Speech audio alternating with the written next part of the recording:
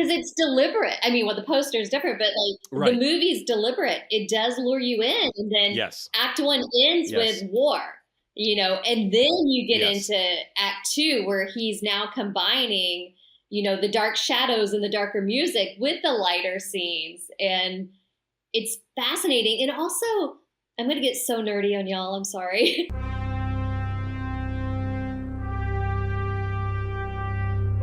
Are you not entertained? Yes, sir! We'll have a real good time! He's Dave, and I'm Dallas, and this is Vintertainment. We have opinions on just about everything. Sometimes those opinions are spot on. Sometimes they go down easier with a glass of wine. This is Vintertainment, the wine and entertainment pairing podcast.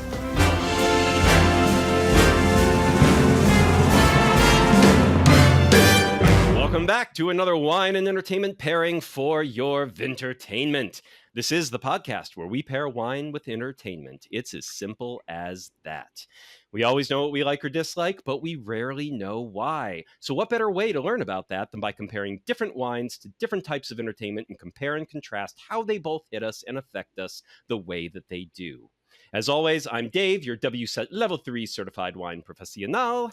And I'm Dallas, your professional writer and world builder. And now for the wine trivia question of the week. Our movie today takes place in Poland, and Vitis vinifera, the species of grape most associated with wine in Europe, was discovered to have been present in the country since which time period? So to more clearly express that question, Vitis vinifera has been in Poland since, your choices are A, the Middle Ages, circa 5th century to 15th centuries. B, the Bronze Ages, circa 3200 BC. C, the Holocene era, circa 11,700 years ago. D, the Miocene era, circa 23 to 5 million years ago. So again, your choices are A, the Middle Ages. B, the Bronze Ages. C, the Holocene era. D, the Miocene era. Choose your answer. No take-backsies, of course, or Dave will get mad, but not as mad as me because I spent my time reading this. And we will reveal the answer in 3, 2, 1. The correct answer is D, the Miocene era. Yes, 23 to 5 million years ago. So way, way, way pre-humanity. We know this thanks to botanist Vladislav Zafer, who discovered fossil vine seeds in the Vilchka. Yes, I butchered that, and I will do it again in about one line. Salt mines, a stone's throw from the biodynamic pioneer Vinica. I like that name, actually. Vinica Vilechka. Yeah, I like the way that's pronounced. We'll go with that. The first Polish wines were likely made in the 9th and 10th centuries on the slopes of Wawel in Lesser Poland, initially only for the church, of course, because the church always has first dibs. But by the 14th century, secular drinking started to grow, though often interrupted by multiple wars. Thank God for wars and spreading culture. It was a flourishing industry by the 1800s, exactly. Then communism overtook the country and demanded cheap, faster alcohol, aka not wine. But since the 1980s, with the fall of communism in Poland and its joining of the EU in 2004, Poland's wine industry continues to grow and mature through exported Polish wine, which is still fairly rare to find. Yeah. What you got, Dave? I tried finding some. It was not happening. It's difficult, for this episode. But now, let's introduce today's special guest who picked today's movie, the one that takes place in Poland. Please, everyone, welcome to the show, screenwriter Carrie Freedle. Hey. Woo! Hey, Carrie. Originally from Nashville, Tennessee, Carrie is a comedy screenwriter based in Los Angeles. She got her start at Second City, where she wrote, directed, and performed with various sketch groups around LA, and has since had multiple films produced, including Winter Love Story and My Secret Valentine for Hallmark. She's covering her face. And Afterlife of the Party and the holiday calendar for Netflix. And it should be noted that the holiday calendar was voted one of the quote unquote most liked holiday movies on Netflix. So maybe make certain to check that one out, the holiday calendar, this holiday season. Then she's currently writing a new holiday feature for Netflix that's going into production in 2026. So watch the holiday calendar this year. You're going to have a brand new Carrie Freedle holiday movie on Netflix next year. Nothing but Carrie Freedle for your Christmas time, or at least you're going to watch more than one movie for Christmas time, let's be honest with each other. So stick it in there. Make sure that you're jamming that in as well. We met Carrie at our first in-person wine and movie pairing here in LA when we showed the short film Terroir paired with Catherine Bigelow's Near Dark for Halloween with a curated wine flight at Curated Wine Shop here in LA on La Brea. And we just may be doing a holiday repeat with one of Carrie's holiday films. She's actually trying to nix that with us. She's shaking her head. She's like, no. Show something better that people will really enjoy. I don't know. We'll see. I got to check out the holiday calendar. Maybe it will rank. We're going to, she's still bearing her face. All right. Well, maybe not, but definitely she might join us for a holiday movie of some kind, since she's written holiday movies, and join us at Curated to maybe help host that live in December. We are still working out the details, but expect our next live wine and movie pairing at Curated Wine Shop to happen in December with a holiday theme.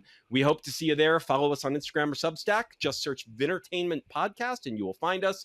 And then you can follow what our plans are and when you should, how you can reserve your place at these events. All right. We hope to see you in person someday soon. And Carrie, welcome to the Vintertainment Podcast. We are thrilled to have you here. How you feeling today? How you love being here? I feel like this is a roast. No, not at all.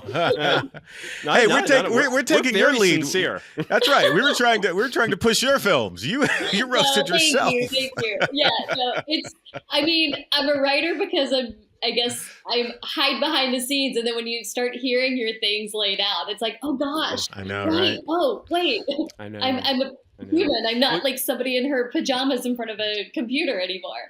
It's curious you say that, because I was just having a discussion the other day about that sort of glory days when the writer was, in fact, the most important figure in the entire team.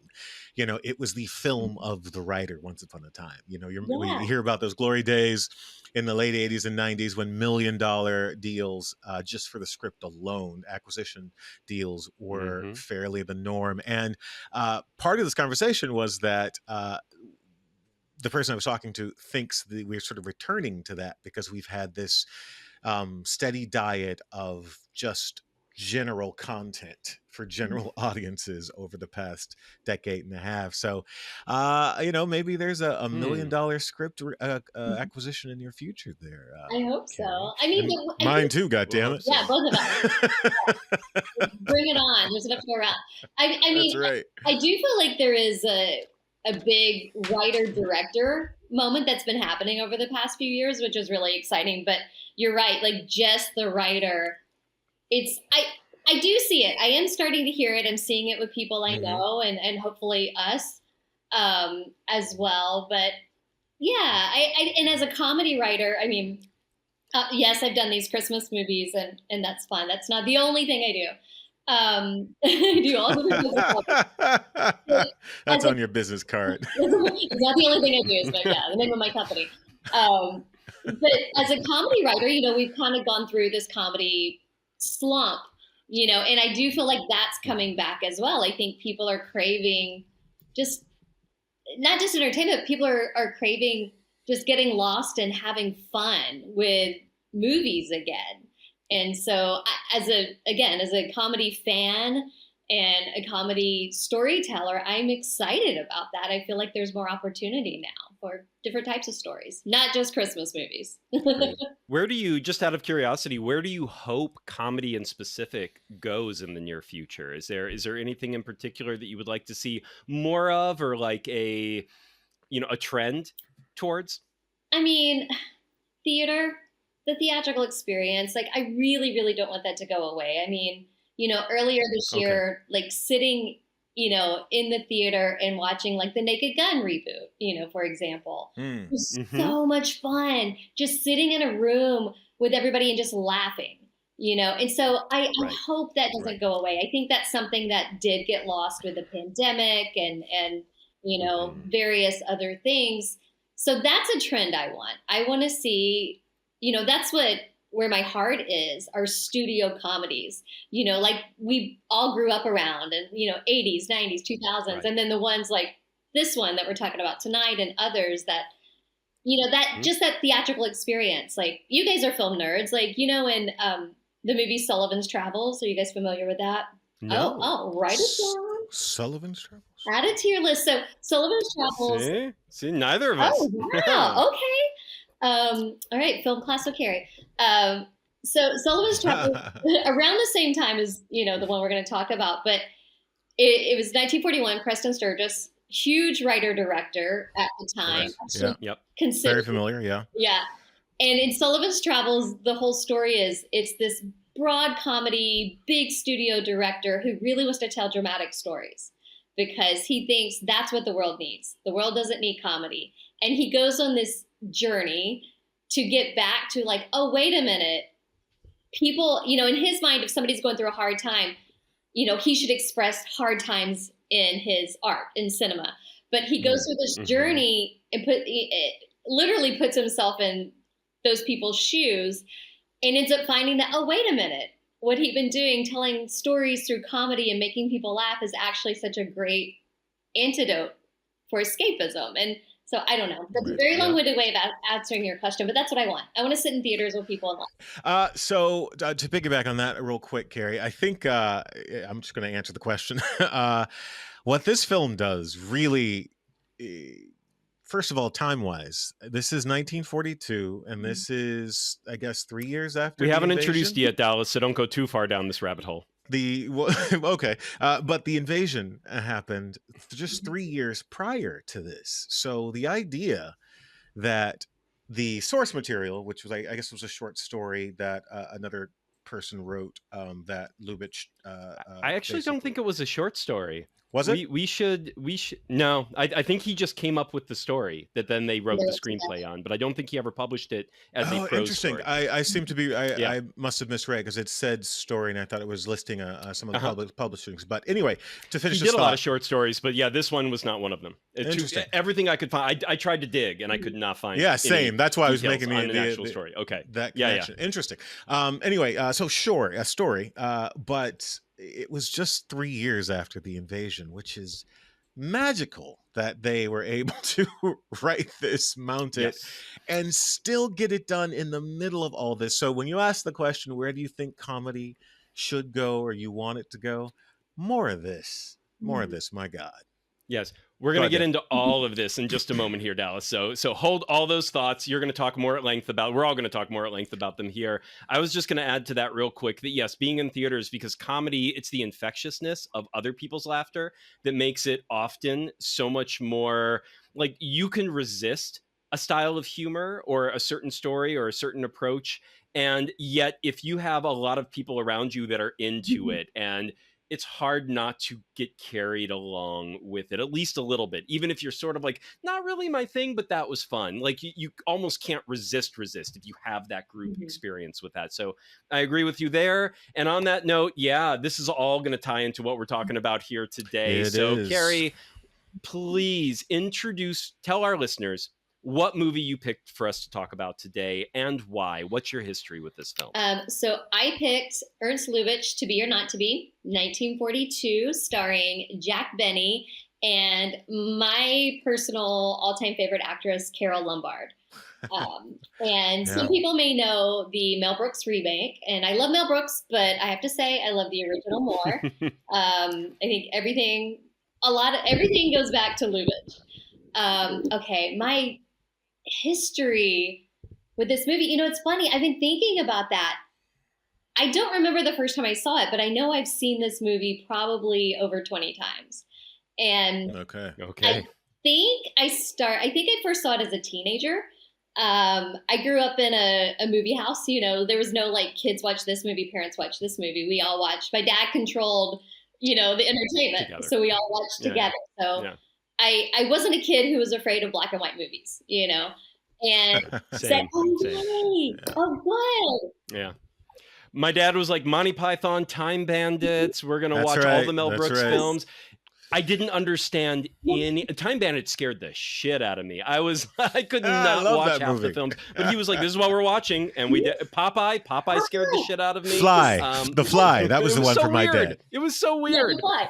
Yeah. Okay. The Fly. Yeah. And then I don't know if you my guys dad had us watching that at like 10. Yeah. And I don't know about y'all, but like my mom was like, cover your ears or cover your eyes. Like that helps. You know? Yeah, because that helps. Yeah, no, they didn't even do that. They were like, it's on. This is what we're watching. Let's go. You were like Clockwork Orange, watching it. Oh, good. Okay, so you guys get it. And I love that. I'm so glad that, I wasn't relegated to like, this is only a kid's movie, because it started this curiosity. Like I wasn't intimidated by classic movies. And I remember, like going to the video store, I remember those, and having like my, allowance. And I would go to the classic movie section and I would just start, A, B, and I would just go through the whole section. I don't know why. And I would find a director or an actor or someone like that, and then just do like a whole deep dive. And somewhere along the way, I found, I think it was My Man Godfrey, a famous Carole Lombard movie. I immediately fell in love with her. She was one of the top actresses of the day, especially the top comedian. I mean, Lucille Ball credits her. You can see her, different generations of female comedians who can do that verbal and physical comedy. And I just thought she was magical. She was beautiful and glamorous, but also silly and not afraid to be messy. And she could speak rapid fire and do the physical. So that led me somewhere along the way. I found To Be or Not to Be, and also come from a history buff house, and watching war films, reading, talking about history. That's a dinner table conversation in our house, and that was my introduction. And I didn't fully understand it, and there's still, every time I watch it, there's new jokes I learn, there's new things I'm still learning. But from the beginning, I knew it was funny. I just didn't understand why. Well, before we talk more at length about our personal takes on this movie and what we thought about it and all that fun stuff, let's talk a little bit about the history of this movie and its legacy. For context, Dallas, you want to kick us off with that? I do. All right. Let's see. Director Ernst Lubitsch was a Berlin-born actor turned director, starting with silent films in the 1910s and 20s. His reputation as a grand master of world cinema reached a new peak after the release of Madame du Barry, retitled Passion in the U.S. in 1919, and Anna Boleyn, Deception, 1920. Both of these films found American distributorship by early 1921. They, along with Lubitsch's Carmen, released as Gypsy Blood, by the way, love that title too, in the U.S. in 1921, were selected by the New York Times for its list of the 15 most important movies of 1921. Lubitsch sailed to America in 1921 to scout out the possibility of moving there, but the shadow of World War I was still fresh, and his reception at the time was chilly. Nevertheless, Lubitsch recognized that the American film industry's resources far outstripped and outpaced the Spartan German companies. A year later, he was contracted to direct his first American film after having directed over 40 films in Germany. The 1923 film Rosita was a commercial and critical success, and Lubitsch was given a multi-picture deal by Warner Brothers immediately after. The director also thrived when sound was introduced to cinema and the era of the talkie began. Largely directing musicals, Lubitsch's were some of the best received. His romantic comedy, Trouble in Paradise, 1932, fantastic if you haven't seen it, was another massive success that was described as a truly amoral in any approving way, and soon ran afoul of the enforcement of the production code.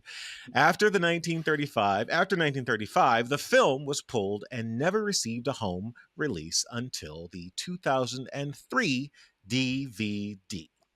On July 27, 1935, Lubitsch married British actress Vivian Gay. They had one daughter, Nicola Anna Patricia Lubitsch, on October 27, 1938.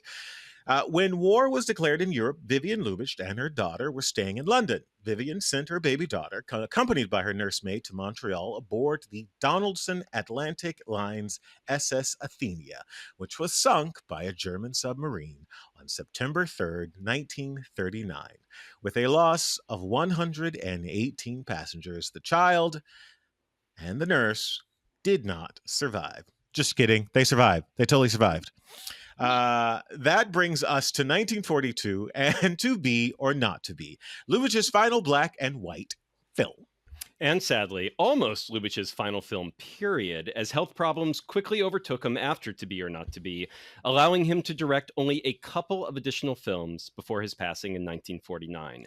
Even more tragically, the film proved to be the last for one of its cast members, as we were already talking about, the great Carole Lombard, who, while on a war bond tour, died in a plane crash a mere 1 month before To Be or Not to Be was released.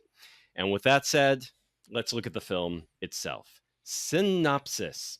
Acting couple Joseph, played by Jack Benny, and Maria Tura, played by Carole Lombard, are managing a theatrical troupe when the Nazis invade Poland. Maria is having an affair with Lieutenant Sobinski, played by Robert Stack, who suspects Professor Seletsky, played by Stanley Ridges, is a Nazi spy. With Seletsky in possession of a list of members of the Polish resistance, the Turas company takes action. Using their skill for impersonation, Joseph and company must confuse the Nazis and stop Seletsky from handing over the list. To Be or Not to Be is a tragicomedy, truly a black comedy before that term existed in the American parlance. And so critics struggled to define and understand its blend of humor and authentic horrors. As Jeffrey O'Brien wrote for the Criterion Collection, quote, "Comic relief was something understood and accepted, and indeed was to become the bane of many a wartime melodrama. But To Be or Not to Be did something rare, then or at any time, by interweaving farce and disaster in such a rigorously structured fashion as to elicit in the very same scenes genuine anxiety and a hilarity so acute that it has something like an ecstatic kick. At every step, it keeps plainly in view, just off screen, and detectable even in the comic buffoonishness of Sig Ruman's Colonel Earhart, the possibility of real terror and soul-destroying cruelty, real suffering. The fear is real, and even though each emerging danger is deflected by the most ingenious comic solution, another danger, soon enough, takes its place." So at the time gallows humor existed, the term was first used in print in English in 1901, but it was a direct translation of a German word, of all things, Galgen humor, originating in 1848. The French term humor noir was coined by André Breton in 1935, who credited Jonathan Swift as an early originator of the style. But the concept of quote-unquote black humor first came to nationwide attention in America after the publication of a 1965 mass-market paperback titled Black Humor, edited by Bruce J. Friedman. The paperback was one of the first American anthologies devoted to the concept of black humor as a literary genre.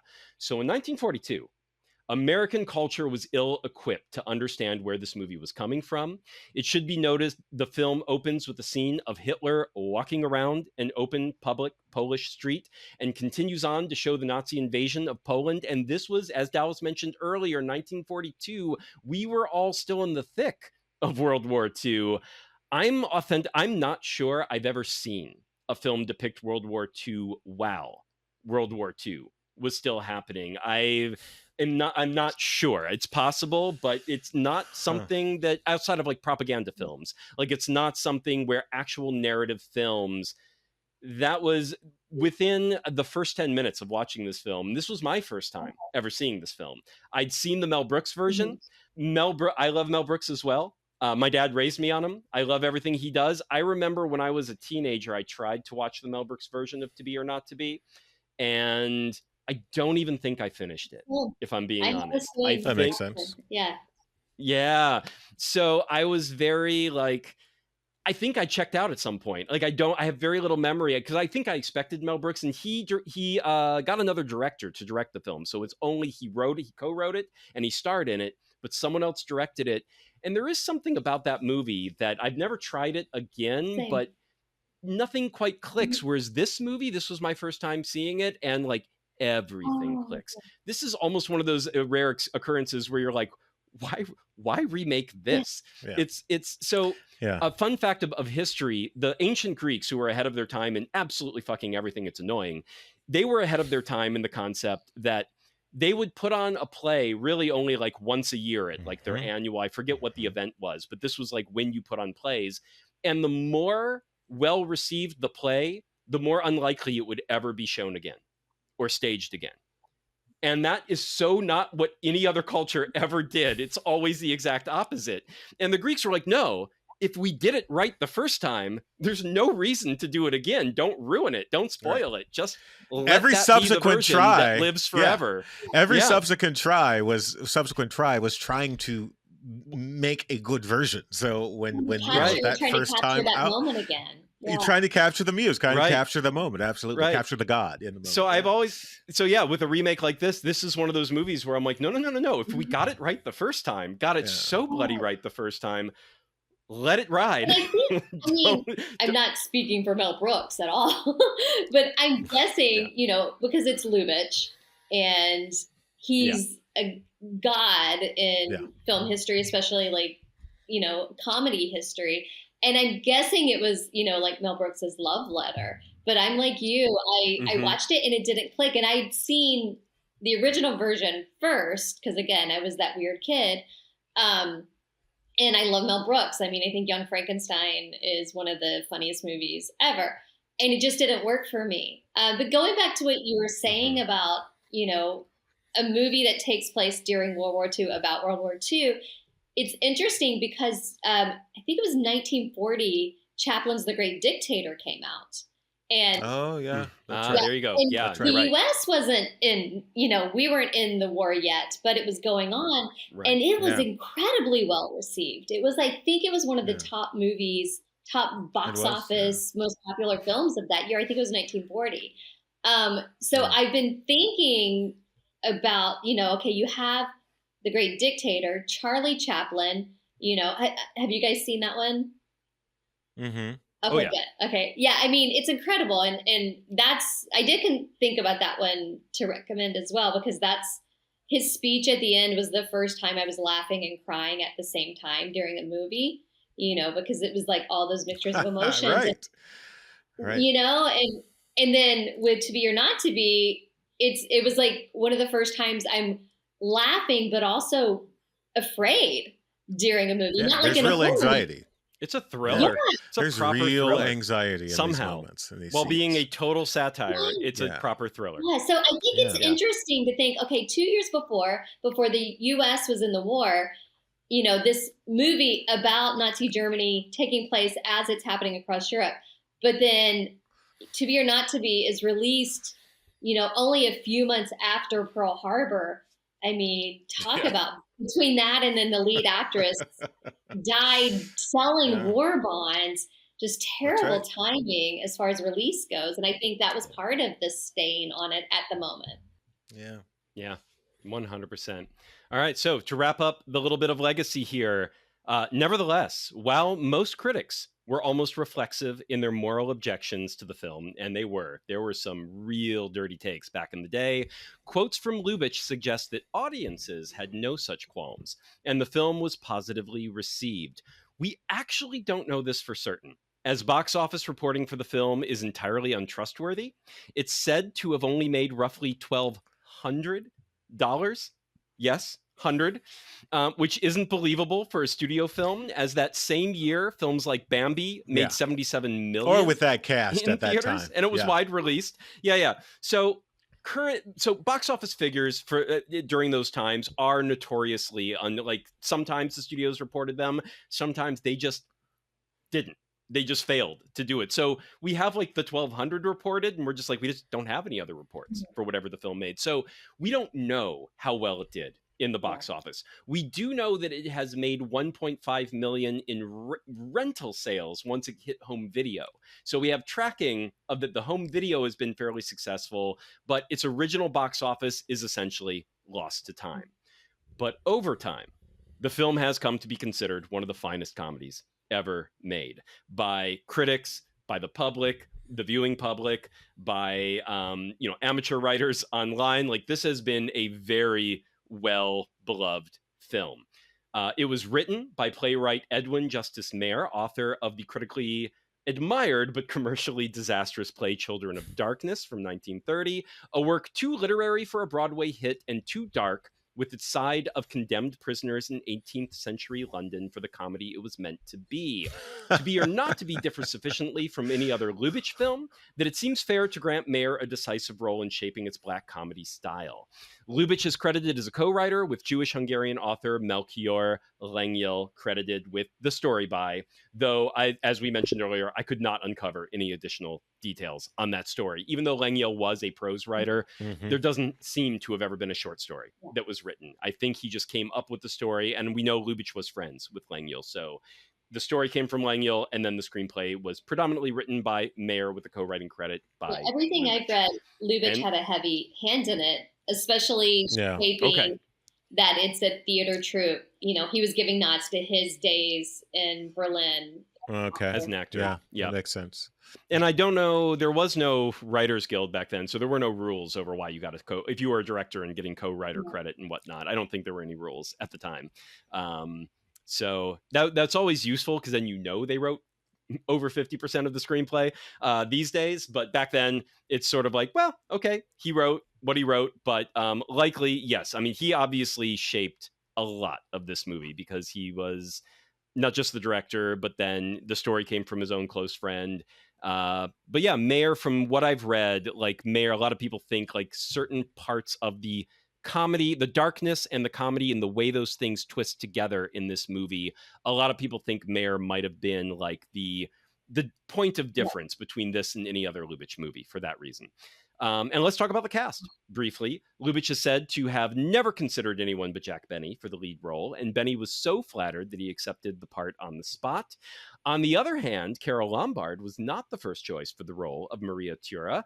She replaced original first choice Miriam Hopkins. Wonderful. She is so who's fantastic. Paradise, among other things, designed for living. Yeah. Yes. And she was riding much higher than Lombard at the time, from what I've read. Now, I've read multiple different accounts for how Carole Lombard came to play the role instead of Hopkins. I've read 3 different accounts, and then I stopped researching. I was like, okay, no one knows for sure. But one source stated, quote, Lubitsch had originally cast Miriam Hopkins in the role of Maria Tura, but when Hopkins displayed dissatisfaction with the role, Carole Lombard urged her to withdraw and was subsequently cast in her stead. But another stated, quote, Miriam Hopkins was the original choice for Maria Tura, but she turned down the role when she realized Jack Benny got all the laughs and she would be working as his straight man. Hearing of Lubitsch's predicament, Lombard asked to be considered for the part. Seeing the overall quality of the material, despite the controversial subject matter, it also gave her a chance to work with the acclaimed director whom she long admired. It also gave her the opportunity to work alongside her friend Robert Stack, whom she had known since he was a teenager. And though Benny played the lead character, Lombard received top billing, which she did, for To Be or Not to Be. And yet another third source stated, quote, but radio star Benny, thrilled to be in a film directed by Lubitsch, was less enthusiastic about working opposite the temperamental Hopkins. The director complied with Benny's wishes, replacing Hopkins with Lombard, who had long wanted to work with him. Carole also agreed to provide production money in return for part of its profits, which, as we all know, she never got to see. I'm going to vote for number knows. My vote is... I know. What's your preferred version of this because story? As we know, with film history, there's a lot of like, who knows? I don't know Miriam Hopkins, but he said, she said. Yeah, there's a lot of like, let's pit actresses against each other. But what I do know about all the nerdy stuff, being such a Carole Lombard fan, she was a very, very popular comedian at the time. Hugely popular. Like, yes. I think at one point, like one of the highest paid actors, she was also very social as just a very social person and, just had lots of friends all over Hollywood. And that's why, to me, like, number 2 makes sense because I can imagine. Yeah, I see that. socializing in this world. Yeah. And like maybe she did put up some production money because she just believed in the project that much as well after being cast. Like there could be bits and pieces of all of this that kind of all go together. But again, at this time period, like we did not have, the internet didn't exist, folks. We didn't chronicle every step of everything. So some of these things are a little loosey-goosey. I could not find a definitive version. I mean, I will say, I think the pairing of Jack Benny and Carole Lombard is incredible. And the love triangle with Robert Stack. Yeah. I mean, it's such a great, especially Jack Benny, he was mainly a radio star, I believe, and he had done a few movies, but nothing at this level with a director at this level. Yes. And the way he holds his own, handling Lubitsch's style and up against not just Carole Lombard, but Lubitsch's stock character actors who had done Trouble in Paradise and Ninochka. I mean, Benny fits right in. But Jack Benny, you're right. He fits in so well with Lombard. It seems like they've been working together forever. Every beat is just right on top of the other. And it's so theatrical. It's so live theater. And as a person with a background in live theater, everything about Act One rings so true. Like it's just the egos, it's just fantastic. Their relationship's great. Even sure Their timing's great. Such great time. Right. It's great. Good stuff. Yeah. There's a quote by Lubitsch when one of the critics, like something they wrote about the film, they kind of, I think they suggested that because he has a German background, like he was making a film that laughed at the invasion of Poland. And so he was mocking that invasion and seeing how funny it was that Poland was invaded by the Nazis because he was Berlin born. He was like, he was writing it from the perspective of theater and acting and actors. And that, I think the quote, I should have written this down, but to paraphrase it a little bit, he was saying that actors are always actors no matter what is going on. And I think that to be a truth, a true observation, where it's like they're never not actors, no matter what the craziness is, no matter how tragic, no matter how light, whether they're winning, whether they're losing, they are still in their but we're actors and we're acting and my ego and my role and my career. And it's like they can never stop. They can never get themselves out of that. So he's like, this was making fun of that and putting them in that situation where you got to see that. And I was like, yes, spot on. And of course, I have a theater background. I have a college degree in theater. Like that is where I came from as well. So it's like, oh yeah. So this is spot on. Go ahead, Carole. Carrie. Oh, sorry. And did you just call me Carole? I totally did, 100%. Yeah, Carole Lombard, Carrie, not Carole. Yeah, I totally did. I know what you mean though about actors will be, the paraphrase, actors will be actors. That's one thing that I think is so smart about, having these lead characters be a theater troupe. Because if you're getting, especially how we meet them in Act One, if you're getting these narcissistic leads who are so caught up in themselves, if you're getting them to actually care about something else that's going on, then I think that's Lubitsch saying, I'm not making joke or light of the invasion of Poland. Right. I'm saying it's so important that even the most narcissistic characters on my screen are involved and care, So. Right. Yeah. Begrudgingly, but they do it. And it's especially Jack Benny. And I agree that Carole Lombard, you can see her timing. One thing that's impressed me about her in this movie, because I don't think I'm that familiar with her work overall. If I've seen any movies with her in it before, I just haven't been that aware of it until this moment. Yeah. This was the first time where I was like, okay, I'm focused on it. I know who this actress is, and I'm watching her performance. And Jack Benny, he's great in this part. I can see, though, why Mel Brooks thought he could possibly remake it in that role, because he's got a very style. He has a delivery just like Brooks does. And they're different styles slightly, but they're from that vaudevillian era. And they're from that very, we give the delivery and we do the patter and there's a rhythm to it and da-da-da-da-da. And Lombard is, whether she's riffing off Jack Benny or someone much more stoic like Robert Stack, or whether any of the bit players or or the Germans or whoever it is, like everyone's got a slightly different energy and a slightly different patter. And she's just swimming. She's surfing on those waves in like perfect form every single time. And I can see why this character, it's funny that possibly Miriam Hopkins thought that she was playing second fiddle to Jack Benny in this, because I can see why Carole Lombard ultimately got top billing and why that character is truly the lead, the ultimate lead, is that everyone else is coming and going. And she's the middle. She's the one that's going between all of them. And they're all kind of more pivoting around her in a circle. And then that's how the story and the plot is really driven. And just watching her bounce off the others without ever really changing her style. Right. And yet it's seamless. And that was really impressive to watch. And the timing, all the humor works because of the timing. She's that an is a excellent, big piece she's of an this movie. Excellent straight man. Which is funny because she was always she was never the straight man in her comedy. She was always the accent. Yeah. Yeah. Like she started, with Mac Sennett Bathing Beauty. She started, pie in the face kind of stuff. And if you watch, this is, her last film, but you watch the stuff that came before it, like the ones that really made her a comedy star, like My Man Godfrey, 20th Century with Howard Hawks.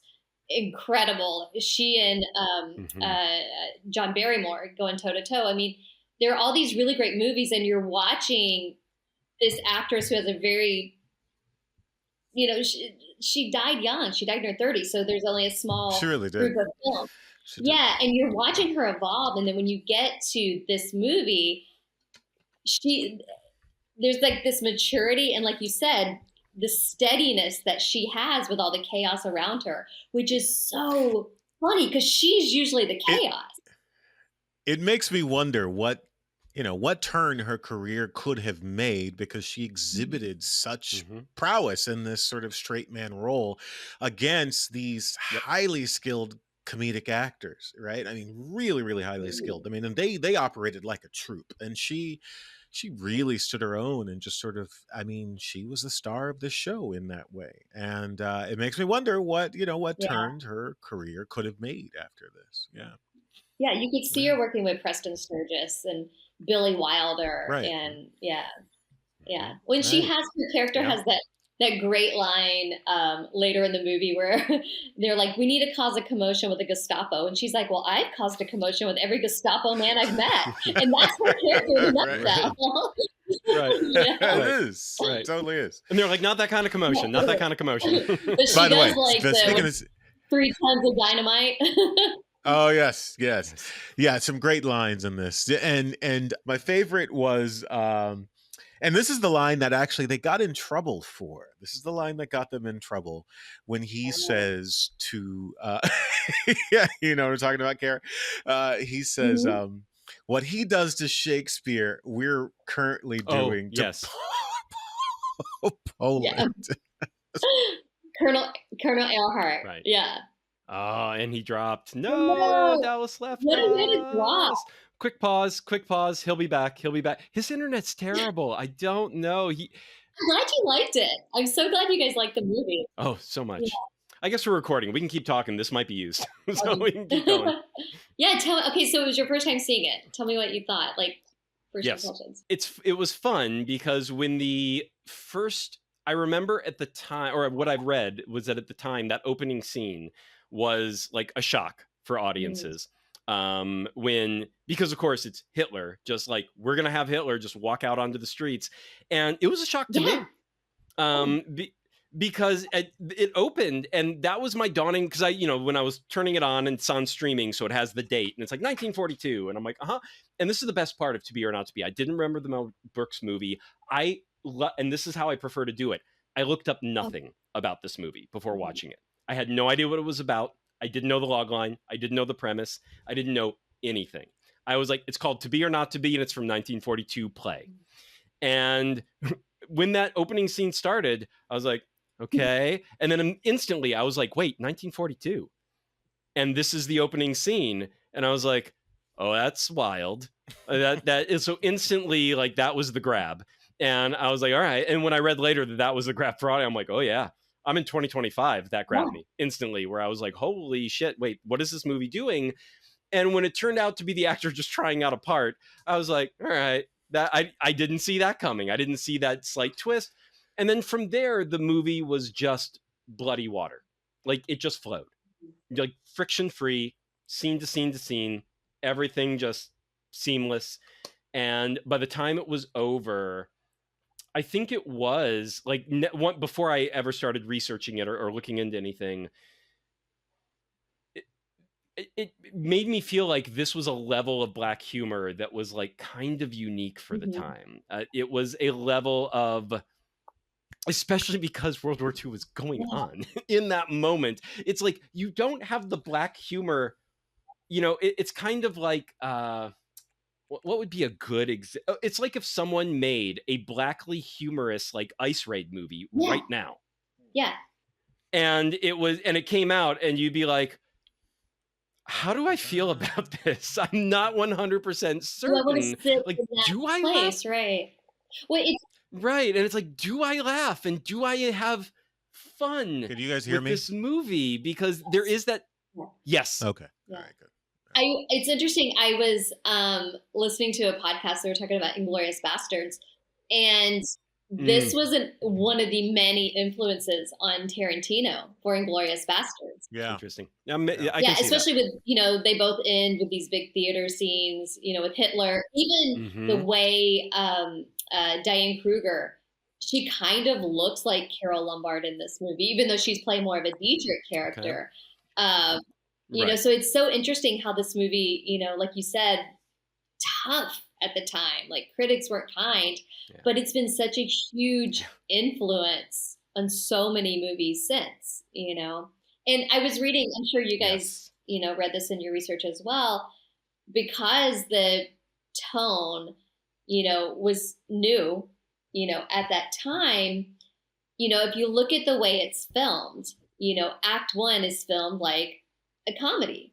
You know, it's a rom-com, it's a love triangle, it's a marriage comedy. But then Act 2, when you get into, now it's wartime, it's shot more like a noir. And there's more shadows. Even the music changes, you know. And so it's interesting. You can see Lubitsch creating this genre as he's going along. And like you said, like kind of educating the audience while he's creating it. And now we're used to these things, but yeah, you're right. At the time, I bet it was very, you know, like, okay, can we laugh or not? You know? Yes. Can I also? I'm glad you just said that, because you just reminded me. I want to share something. I want to share the poster, the original poster, for this movie, real quick. I'm going to share a screen, and because this blew my mind, because you were like, it's filmed like a normal rom-com. Right, where it's just like, it's frivolous. It's not. There's nothing heavy going on screen. So let me show you. This is the poster for the movie. Wow. What's missing from this poster? I have that. There's nothing about the war. It's so There's sanitized. Nothing about Nazis. It's so wonderfully sanitized. That's beautiful. Wow. These little images on the side, you just have like, what is this, like Clark Kent and Lois Lane, just kind of running from an office building kind of a thing. Yeah, that's so funny. And it looks like all the other like marriage comedies at the time. It looks like exactly. Exactly. You're like, I'm watching Carole Lombard being like the ditzy bride or whatever. Yep. Interesting. Yeah. I never paid attention to that cover. Interesting. I'm glad. I completely forgot I wanted to share that until you mentioned how this was filmed so much like just your generic, and I'm like, ooh, the poster. That poster is ridiculous. Because it's deliberate. I mean, well, the poster is different, but like the movie's deliberate. It does lure you in, and then Act 1 ends with war. You know, and then you get into Act 2, where he's now combining, you know, the dark shadows and the darker music with the lighter scenes. And it's fascinating. And also, I'm going to get so nerdy on y'all. I'm sorry. But, you know, because I have, you know, been watching this, I've seen this many times since I was a kid. Like I said, every time I watch it, you know, there's a new line that jumps out at me, or I'm learning something new, you know. And Mm-hmm. in one of my recent watches, I watched it with some friends, I think like a year ago. And I didn't know the history of the, if you prick me will I bleed speech from Merchant of Venice. And it's done purposefully 3 times in the movie, and each time it's used for a different purpose. And after I looked that up, I didn't realize that the Nazis had used that speech and the character of Shylock as propaganda. Absolutely. And Big time. Yeah. And I think it's really interesting and smart. And again, it goes back to Lubitsch is not making light of the war. This is a man, German Jewish man, who is in the US, who is fighting back against what's happening using the tool he has, which is filmmaking. And he is using this thing that the Nazis used as a propaganda tool, and he's turning it around and using it against the Nazis in the movie, because we hear it when, Greenberg says it in Act 3, it's so they can, defeat the Nazis. And there's so many, we hear about the Lubitsch touch, and it's usually more about his innuendo with sex, but he's also doing it here with politics. It's politics. Yeah. It's and it sex, should be noticed that go ahead. David. Yeah. It should be noted that the Greenberg character was played by an actor, Felix Bressart, who was a Jewish German actor who fled the rise of the Nazis, and then came to America, and he gets to do those speeches in this way. That was on purpose, for lack of a better term. By the way, the character Schultz to add meaning. The character Schultz gets all the smoke. It reminds me again of even Benny Hill, of Mel Brooks's later work. Sometimes when you find these sort of send-ups of like Nazi regimes or Nazi parallel regimes, there's always one almost foppish character who just gets all the ire from the higher ups, and it's usually a Schultz or someone like that. Poor guy. I feel sorry for Schultz. Yeah. And the actor that's always yelling Schultz, Billy. He was a big character actor at the time and worked with Lubitsch and other things. But he's also he plays a Nazi in Stalag 17. Billy Wilder. Okay. Yeah. And again, here's another person who fled their country, making a living. Playing these characters that he fled from, That's a good point. Yeah. It's like, when you watch Casablanca and you hear that a lot of the extras were people who had to leave Europe. It's that kind of movie. It was that kind of time. One of my other favorite lines was,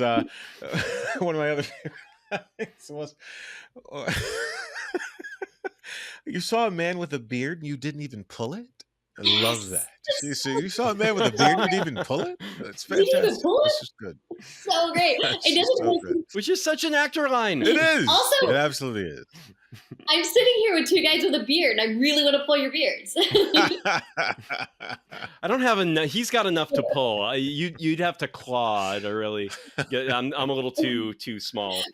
But which is funny, because even the way he shaves it, because, that beard was not very big either. On Seletsky, and the way he kind of shaves it off and puts it back on, and of course it beggars reality. It's like, no way would that work. Like that is not even possible, but it's hysterical the way it does. And it twists. Yeah.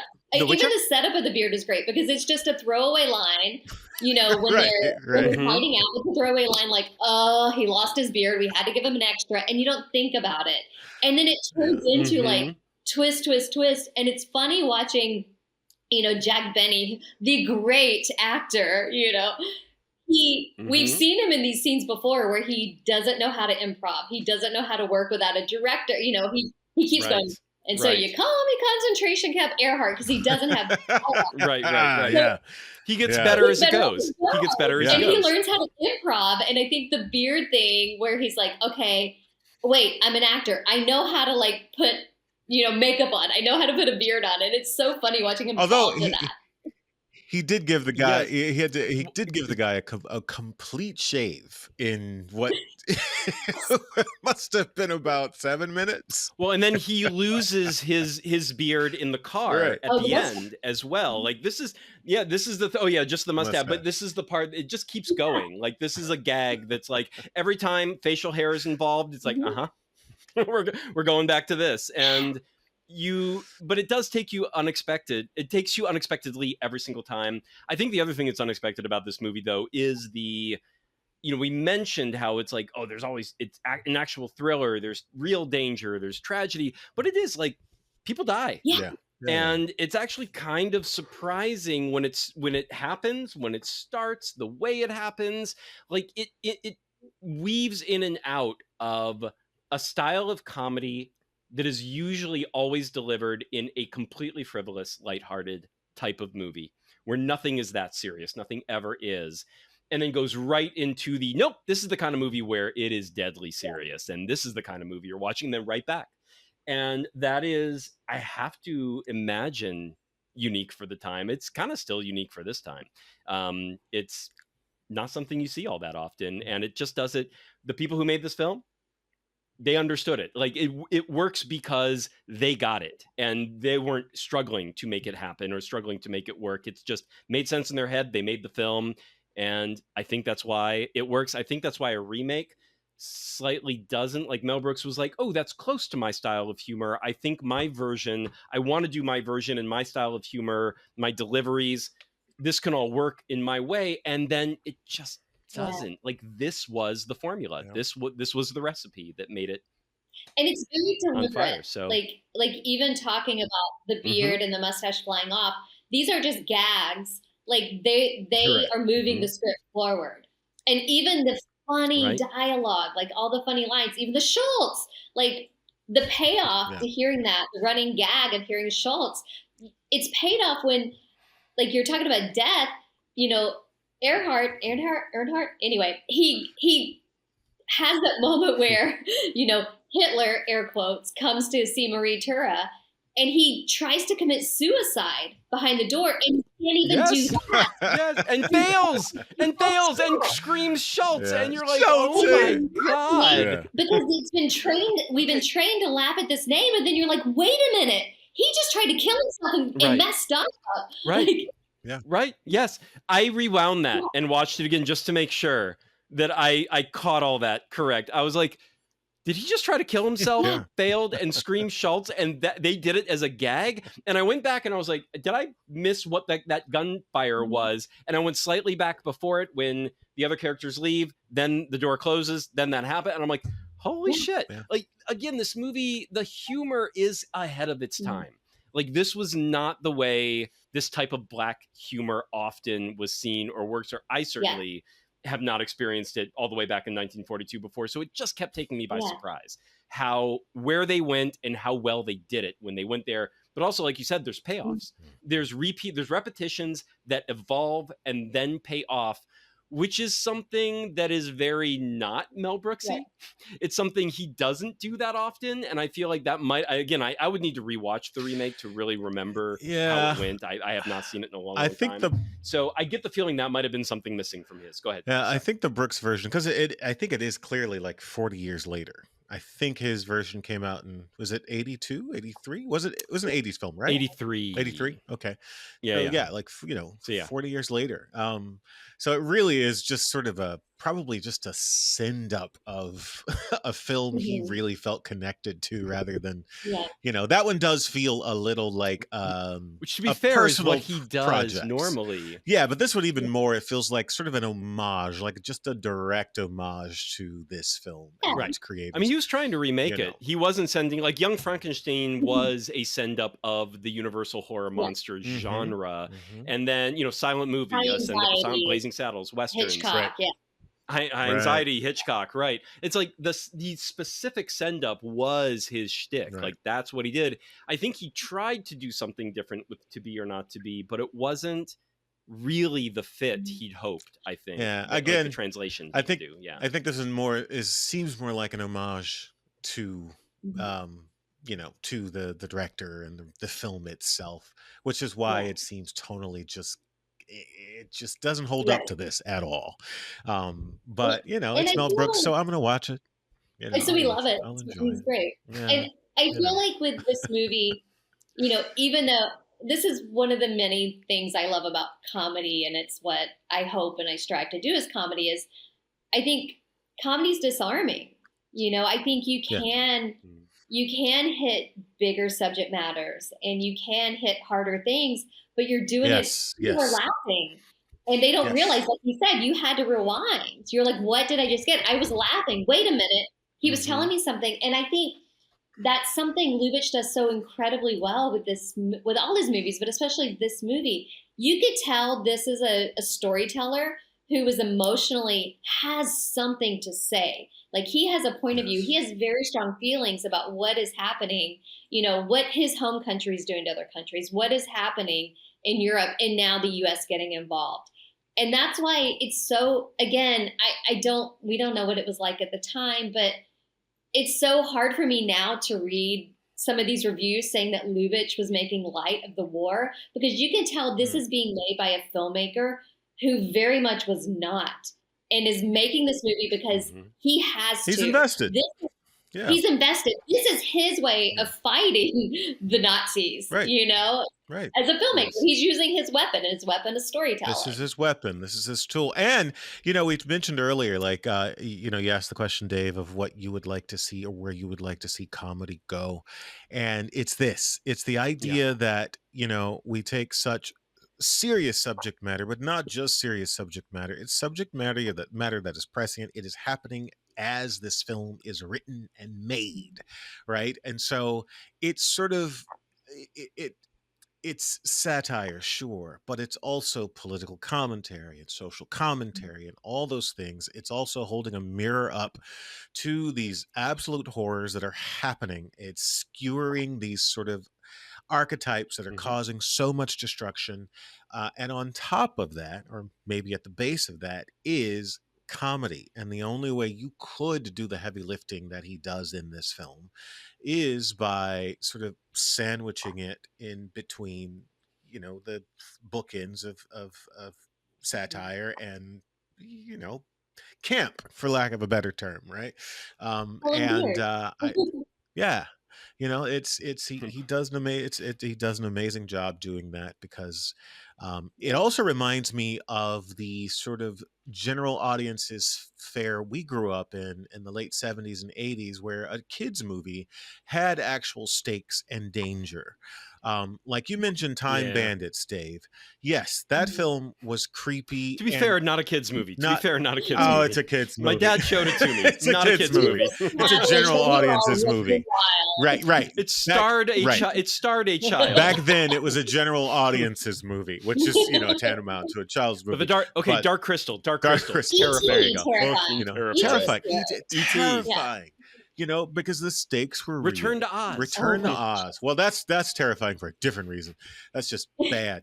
I need to rewatch that too. Oh, buddy, we're gonna fight. I need to rewatch that one too. Now that I mention it, but it's a similar thing, and I think it's because what you're alluding to, Carrie, is that it takes all of our worst fears, our really acute fears, universal fears, or prescient fears, and sits them sort of center stage, but allows the sort of pressure to be taken off by the madcap sort of antics that are happening in the relationships. And we don't necessarily see that anymore because of it seems, the industry trend towards generalizing comedy, towards making sure that it's as flat as possible so that it can open in all the global markets at the same time, and it doesn't have to be interpreted or translated for local color or all that stuff. So again, in reference to the conversation I was having the other day, I pray to God we get back to a place where the people with something to say are allowed to make the film, and it might be satisfying in a way that films haven't been satisfying recently, in a way that this film is satisfying. So, all right, thanks for coming to my TED Talk. Well done. As you were talking, I was thinking about Robert Altman's MASH, and Matt, MASH. came out during the Vietnam War, but it was set so they could get away with it during the Korean War. And that's another movie. Again, I feel like, To Be or Not to Be walked, so MASH could run. So Odd 17 could run. So Inglourious Bastards, Jojo Rabbit, whatever. The list goes on. And MASH is one of those movies. It's dark comedy. It is dark. And there's death in that. And there's stakes in that one as well, but also really funny.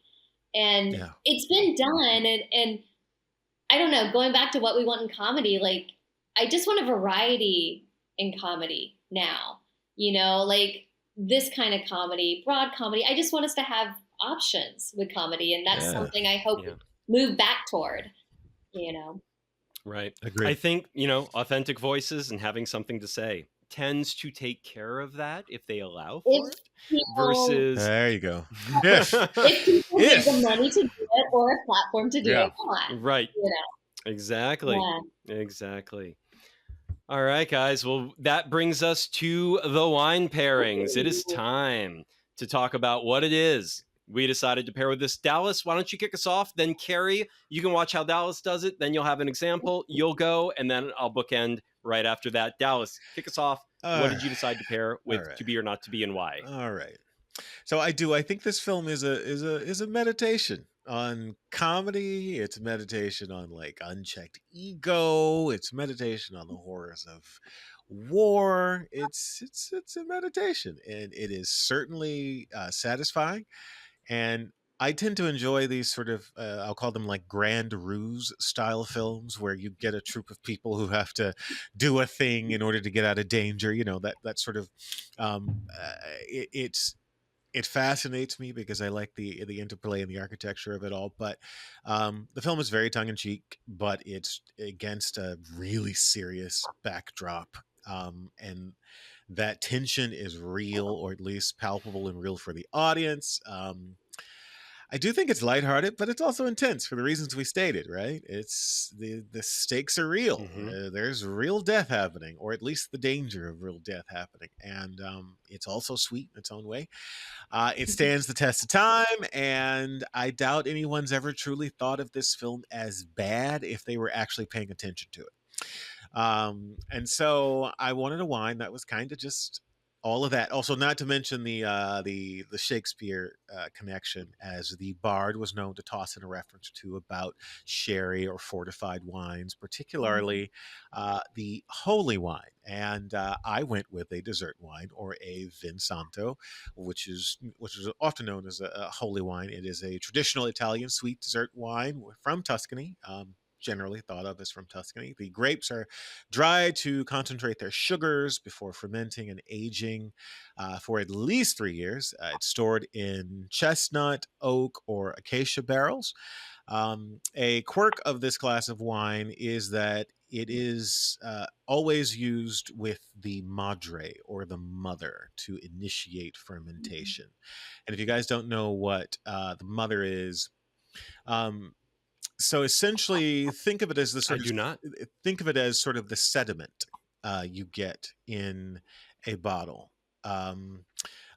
We also use the term mother when it comes to yeast often. So sometimes you can have a strain of yeast that's 100, 200, 300 years old because they keep saving a little piece to start a new batch. And it's the same thing with this wine. So they add a little mother from a previous fermentation to the bottles that is used to initiate fermentation. And that's how it's sort of propagated and perpetuated. So you can have bottles that have mothers that are connected to mothers, or madres, that are many, many, many decades, if not centuries old. And I chose the Sante Bucciarelli Sancto Liquoroso. I love Liquoroso. Love that phrase, that word. It's, like I said, light but intense. It is dominant in terms of taste and profile with the almond, and there's a little citrusy. There's I have it written down. Why am I trying to think? Honey, dried currants, raisin, nutty notes. The grapes are a blend of Grillo, Cadarato, Bianco, and Inzolio. It is at 16% ABV, and I think with a slightly more fruity than minerally.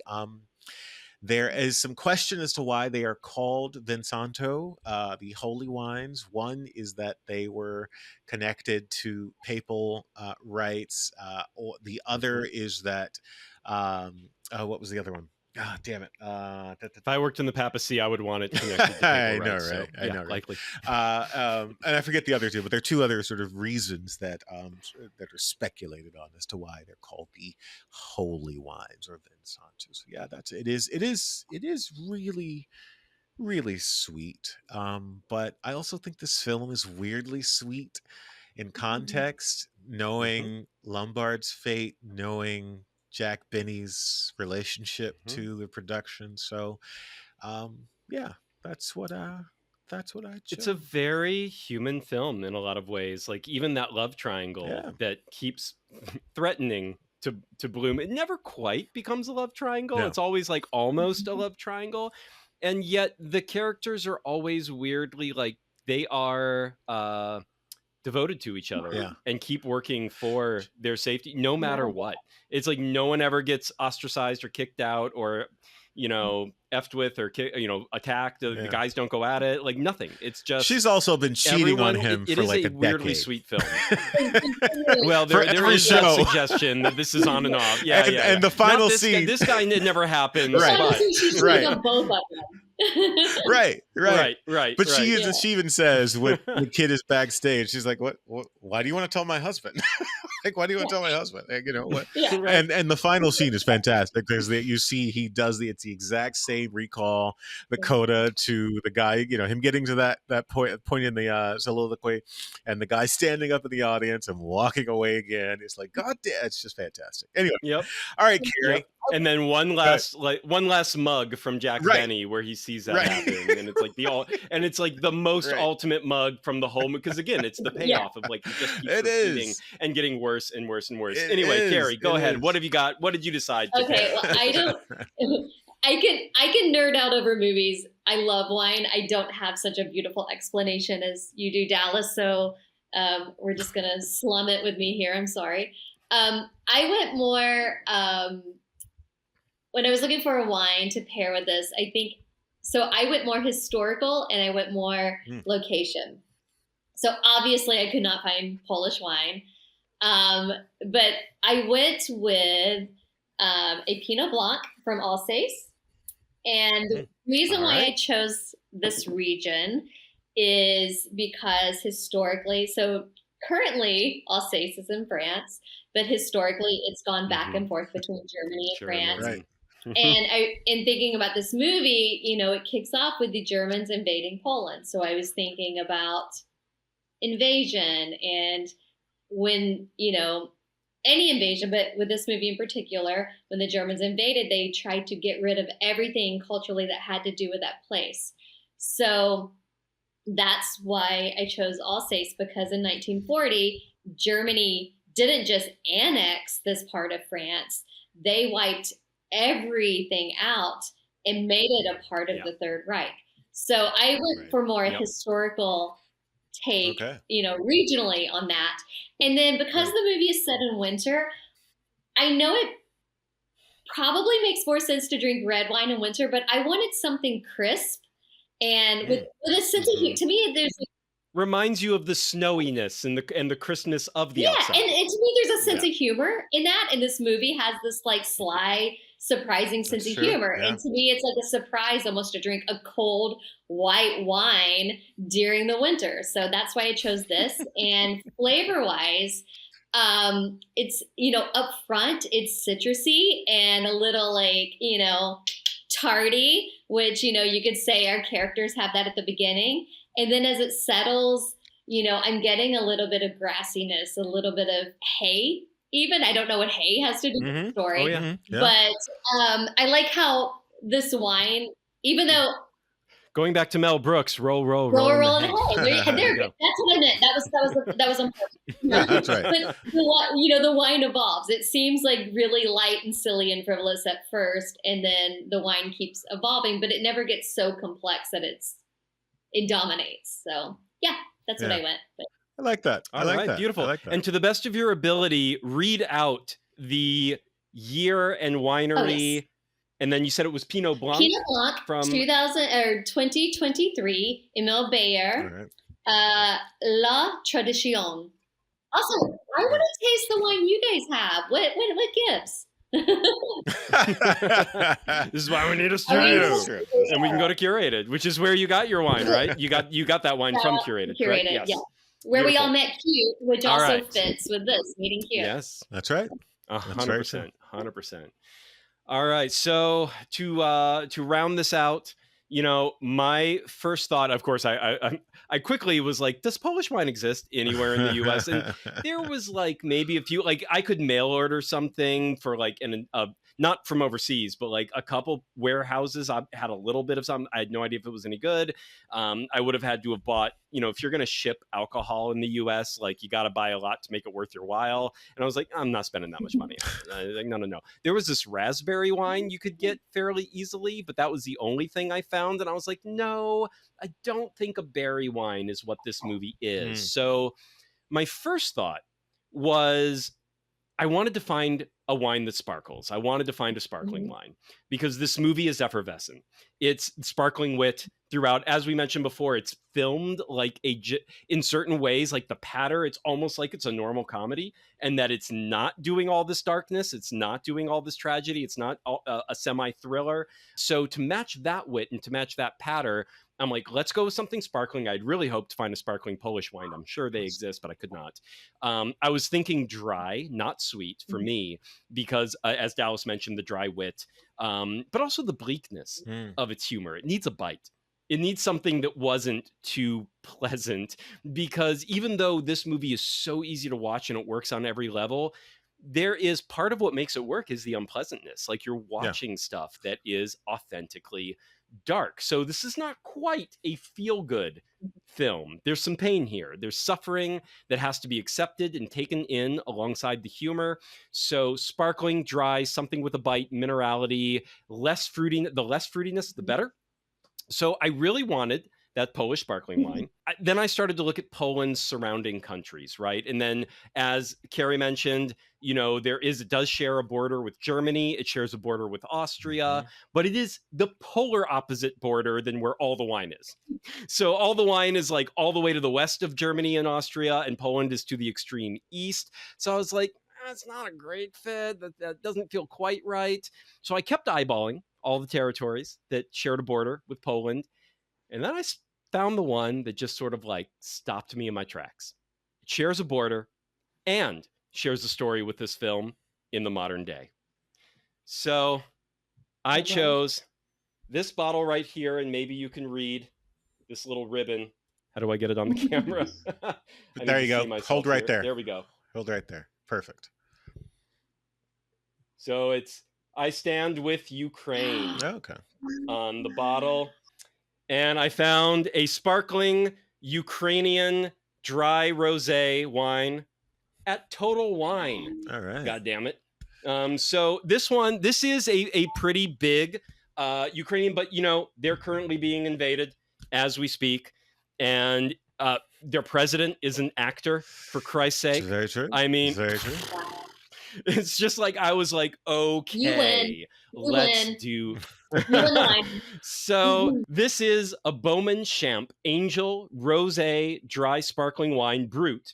Brut means mostly dry. Brut is actually still with a touch of residual sugar remaining. It's so little you won't notice the sugar. It won't taste sweet, but the amount, it will be just enough to sort of counterbalance all the bite and the acidity in a sparkling wine, because especially in a place like Ukraine is going to be acidic. It's going to be crazy up there. So Brut is probably better. Extra Brut means even less sugar, and then it's only if you find a sparkling wine that says Brut Nature, which is just spelled nature, but pronounced nature in France. That means in French, nature means nothing added, and that's the one where it is bone dry.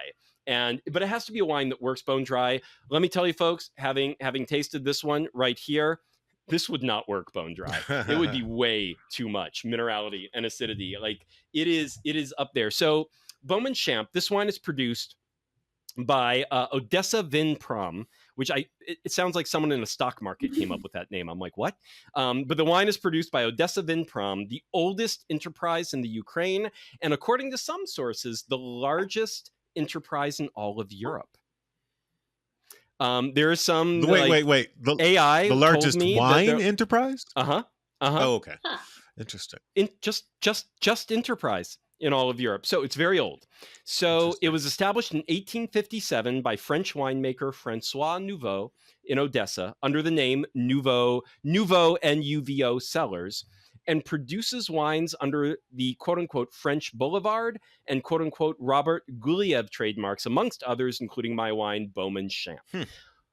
This is a group that was state-owned for the longest time in the Ukraine, and they sold it in 2021 to a private group finally, and sold it off, so now it is privately owned.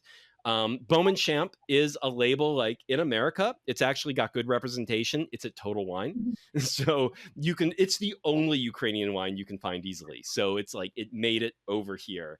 You'll find it mostly at bigger box wine stores, not the little ones, because they are a bigger seller. All grapes are Ukrainian terroir. It's a blend of Sauvignon Blanc, Cabernet Sauvignon, and Pinot Noir, I think. That's the blend for the semi-sweet version of their rosé sparkling wine. I could not find a list for this this Brut specifically, but I'm going to assume it's pretty close to the same grapes that they're growing and blending, and then they made a Brut version, but no promises on that. I think it's a blend of Sauvignon Blanc, Pinot Noir, and Cabernet Sauvignon. It smells like strawberries, rhubarb, and radishes, and tastes like it too. It's like a strawberry radish salad with like a sharp vinaigrette dressing tossed in as well. It's got strong minerality to it, and that is something apparently Ukrainian wine is infamous for right now. Is like the mineral finish is really intense with their terroir over there. So Bomon Shampe, I say go. This is their Angel. What do they officially call this? Their Angel Dry Sparkling Rosé. In the black bottle, they make a semi-sweet and a sweet version of the rosé too. So be careful. Make sure you get the black bottle. That is the Brut. That is the almost dry one. I say go dry. If you are someone that you need the sweetness, this movie is sweet enough. Go with the sweetness. Make yourself happy, because drink something that's right. Pleasant. Because even though there is sadness in this movie, the viewing of it is pleasant. It is just a well-made bloody movie. And you know what? Hey, stand with Ukraine, support some Ukrainians, see if you can find this wine, give them some bucks. Cheers to that. And all right, any final thoughts on this movie before we wrap up, guys? Is there anything we haven't said yet? Okay, I have a question for you guys.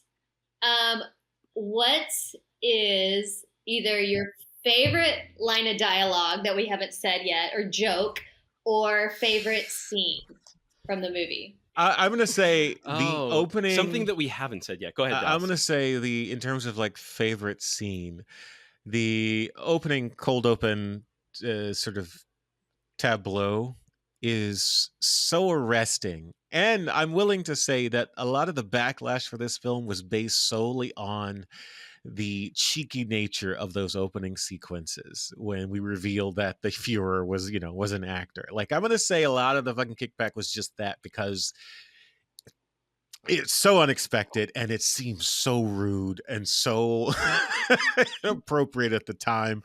But I'm going to say that little device was fantastic. That's probably the thing that made me kind of just fall in love with the film and the try and the execution.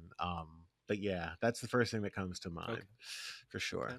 I think for me, it's the moment when I finally started liking Jack Benny's character as a character. Don't get me wrong. He was doing what he was supposed to do, but then, his character is kind of unlikable. It's like, you're not supposed to really like, you almost want to see Maria Tura and Robert Stack, just like, you're like, yeah, like make that work, because this isn't working, like whatever this marriage is.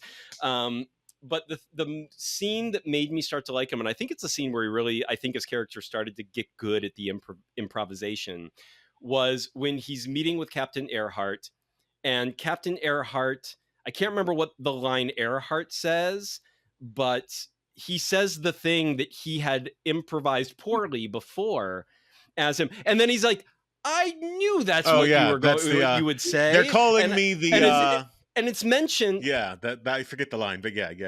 And it's like I knew that's how you'd react or how you'd respond, and I was like, all right, that was bloody funny. And he says it once, and then the scene kind of cuts, like fades out, and goes on to another scene.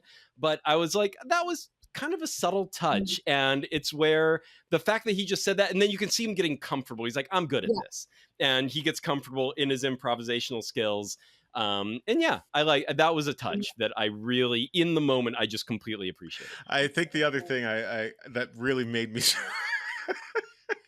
the way they were treating this female character, because the higher ups, it just I haven't formulated the thought because I'm just thinking about it right now, but each one of them wants a little time with her, and each person is willing to arrange it. That was such a little unnerving, sort of contextual kind of in its time of the moment kind of thing. I was like, wow, she, even in this sort of send up, this satire, that being a reality for a woman was a little unsettling. I was like, wow, they really have no qualms about trying to pass this poor woman around, and she has no say in this. That was definitely a So anyway, but then at the end of the day, she's in charge. Well, and they even have that line. Colonel Earhart has a line where like, oh, I don't know how I feel about women, as spies, but he has no problem trying to like have dinner with her. Right. Yeah. Right. Yeah. Well, and it goes to show her character too, where she's never flustered by any of this. Like it's all taken as she's like, this is all I expect from any of you.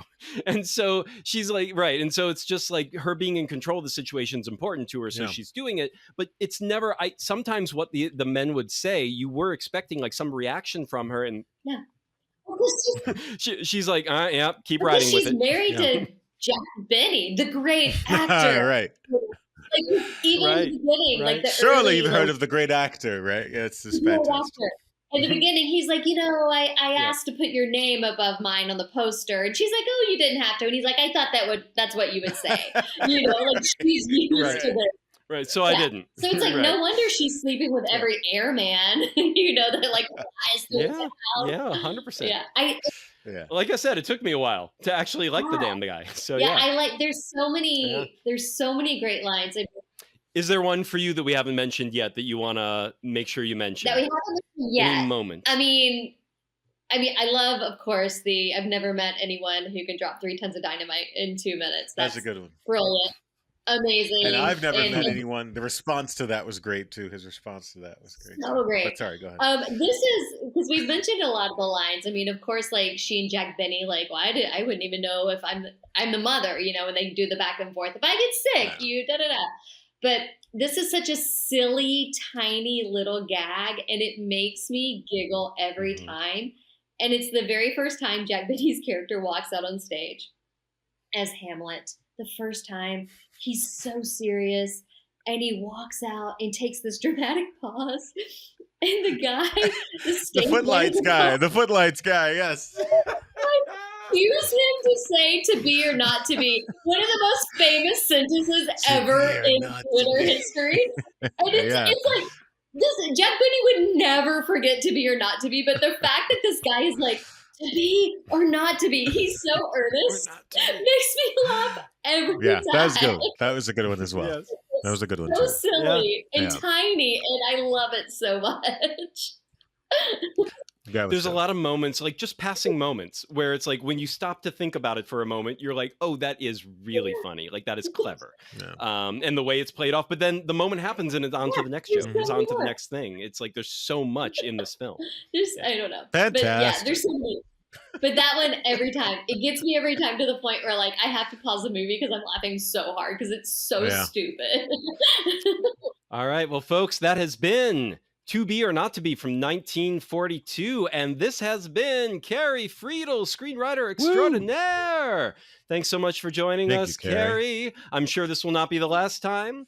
And I've got more Lubitsch films to watch at this point because I don't think I've seen nearly enough at this point. And anyone that I have seen I was going to say, ooh, this is tough. Ninochka next. Then Trouble in Paradise has one of my all-time favorite two people falling in love scenes in a comedic way.